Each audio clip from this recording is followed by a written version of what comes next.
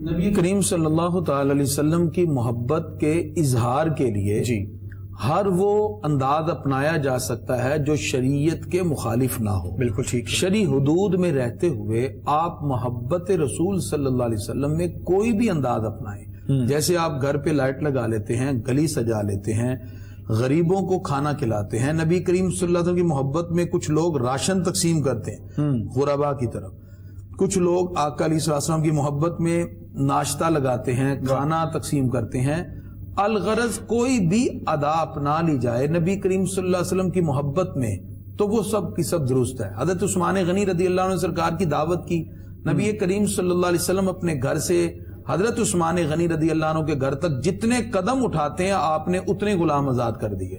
یہ محبت کا انداز ہے. تو آقا علیہ الصلوۃ والسلام سے محبت کے انداز میں کسی بھی انداز میں محفل کو سیلیبریٹ کرے. بعض اباب میلاد مناتے ہیں, سرکار کی سیرت کی کتابوں کو لوگوں میں تقسیم کر دیتے ہیں, آقا علیہ الصلوۃ والسلام کی نعتیں پڑھتے ہیں. بعض اباب جلوس کی صورت میں نعتیں پڑھتے ہوئے ننھے بچے اپنے اپنے چھوٹے چھوٹے جھنڈے اور فلیگ اٹھا کر نبی کریم صلی اللہ علیہ وسلم کی آمد مصطفیٰ مرحبا کے نعرے لگاتے ہیں. جس طرح نبی کریم صلی اللہ علیہ وسلم مدینہ شریف تشریف لائے تو اس وقت صحیح مسلم کی روایت ہے, لوگ چھتوں پر چڑھے تھے, نبی کریم صلی اللہ علیہ وسلم کی سواری جا رہی تھی اور نعرے بلند ہو رہے تھے کہ رسول اللہ صلی اللہ علیہ وسلم آ گئے, جا رسول اللہ صلی اللہ علیہ وسلم, یعنی اس کو ہم مرحبا مرحبا کے نام سے یاد کرتے ہیں. اور سرکار موجود تھے, نبی کریم صلی اللہ علیہ وسلم نے کسی کو منع نہیں کیا.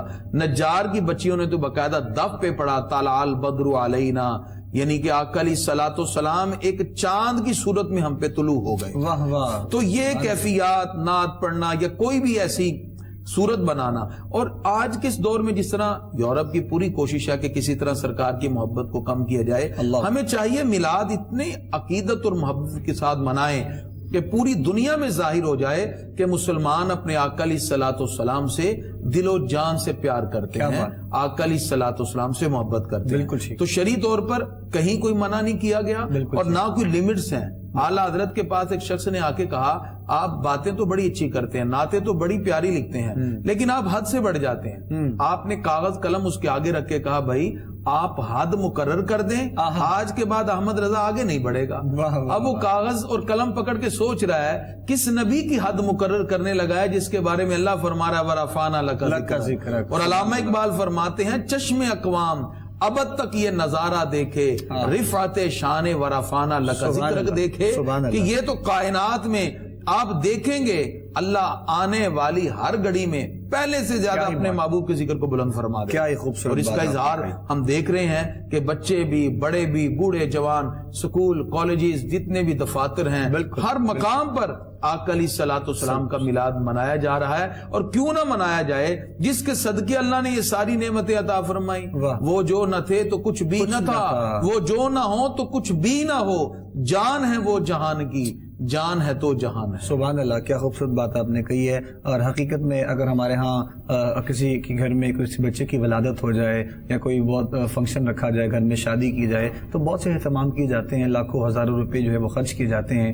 تو یقیناً یہ کائنات کے جو ہے وہ اس بادشاہ کی ولادت ہے جس کے صدقے میں کائنات بنائی گئی ہے. یہ بھی ایک محبت کا رشتہ ہے اپنے رب اور رب کے حبیب کے درمیان میں. تو ہم لوگوں کو بھی چاہیے یقیناً میلاد کیجیے, میلاد مصطفیٰ کو سیلیبریٹ کیجیے بہت محبت کے ساتھ, بہت عقیدت کے ساتھ. لیکن یہ بات کرنے کا مقصد یہ تھا, کچھ جو حالات نازک یقیناً آپ لوگوں کو بھی نظر آ رہے ہیں, یہ بات کرنے کا خاص طور پر مقصد یہ تھا, اگر کچھ ایسی چیزیں ہیں بھی جو شریعت کے خلاف ہیں یا جو اس سے ہٹ کر ہمارے لوگ کام کر لیتے ہیں اس دن میں خاص طور پر, تو مہربانی کریں ہمارے دوست دیکھنے والے سننے والے, ایسے کام بالکل نہ کیے جائیں. ہاں, لنگر جو ہے وہ آقا کریم کی بارگاہ میں, اللہ اس کے رسول کی بارگاہ میں پکایا جائے, تقسیم کیا جائے, لوگوں سے محبتیں کی جائیں, آپس میں ذکر مصطفیٰ کیا جائے, درود و سلام کی محافل سجائی جائیں. یہ سارے کام ہوں تو بہت اچھی بات ہے اور یہی ہم لوگوں کو پیغام دینا ہے. تو پروفیسر محمد علی کریمی صاحب, آپ آخر میں کیا کہیں گے؟ میں چاہوں گا کہ ہم میلاد کو مناتے ہوئے سیرت کو بھی اپنانے کی کوشش کریں. بالکل. آج کے دور کا سب سے بڑا تقاضا یہی ہے.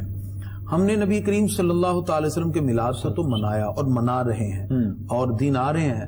منانے کے ساتھ ساتھ علامہ اقبال نے بڑی پیاری بات کی اور اپنی ذات کو پیش کی. بڑا خوبصورت کام ہوتا ہے شعراء کا کہ سب سے پہلے اپنی ذات کو, چونکہ صوفیہ کرام کی بات تھی. تو علامہ اقبال فرماتے ہیں, چوں بنام مصطفیٰ خانم درود, از خجالت آب می گردد وجود, علامہ فرماتے جب میں سرکار پہ درود پڑھتا ہوں تو شرم سے پانی پانی ہو جاتا ہوں. اللہ. عشق می گوید ہے محکوم غیر سینہ تو از بتا مانندے دیر.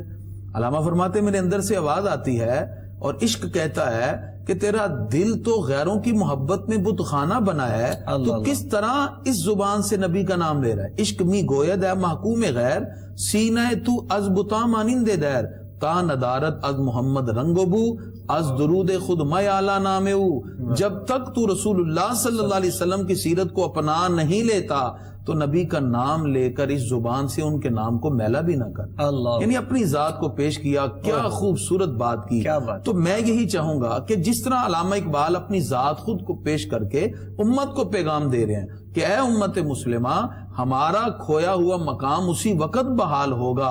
خیرہ نہ کر سکا مجھے جلوہ دانش فرنگ سرما تھا میری آنکھ میں خاک مدینہ و نجف.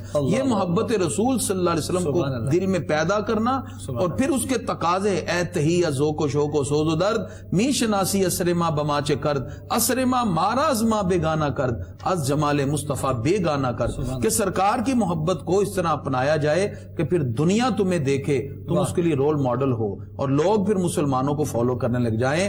ہم اپنے حسن عمل سے سلوک سے غیروں کو بھی متاثر کریں. یاد یہ نہ ہو کہ ہمارے بھی ہمارے ہاتھوں سے جاتے جائیں. اللہ تعالیٰ میلاد کو اپنانے اور سیرت النبی صلی اللہ علیہ وسلم کو اپنی ذات کے ساتھ متصف کرنے کی اللہ توفیق عطا فرمائے.